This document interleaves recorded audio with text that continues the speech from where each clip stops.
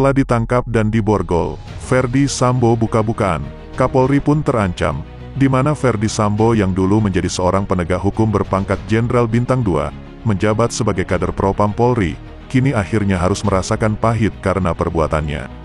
Ferdy Sambo akhirnya divonis mati, tak mau dirinya dieksekusi mati, dan merasa dirinya dibohongi sosok ini. 10 menit yang lalu Sambo mengamuk dalam ruangan, sambil teriak bongkar aib Kapolri Jenderal Listio Sigit Prabowo.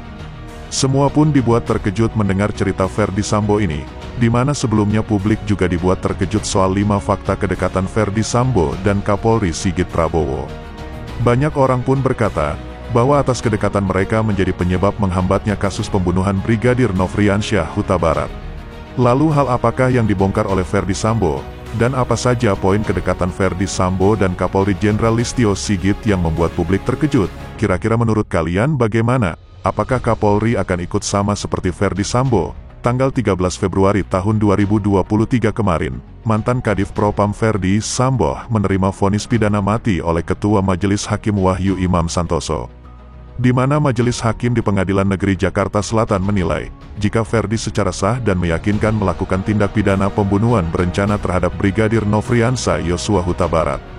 Adapun 5 poin kedekatan Ferdy Sambo dan Kapolri Jenderal Listio Sigit Prabowo yaitu: pertama, naik jabatan bersamaan dengan Komjen Listio Sigit Prabowo menjadi Kapolri.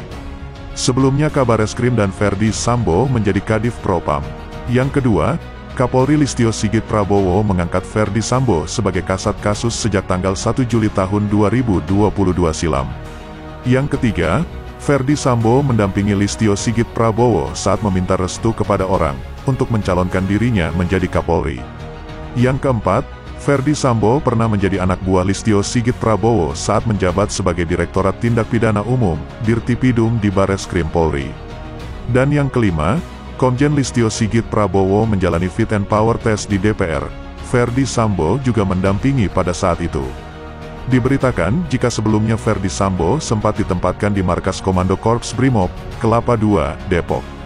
Di mana penempatan Sambo di Mako Brimob untuk melakukan pemeriksaan pelanggaran prosedur penanganan kasus tewasnya Brigadir J.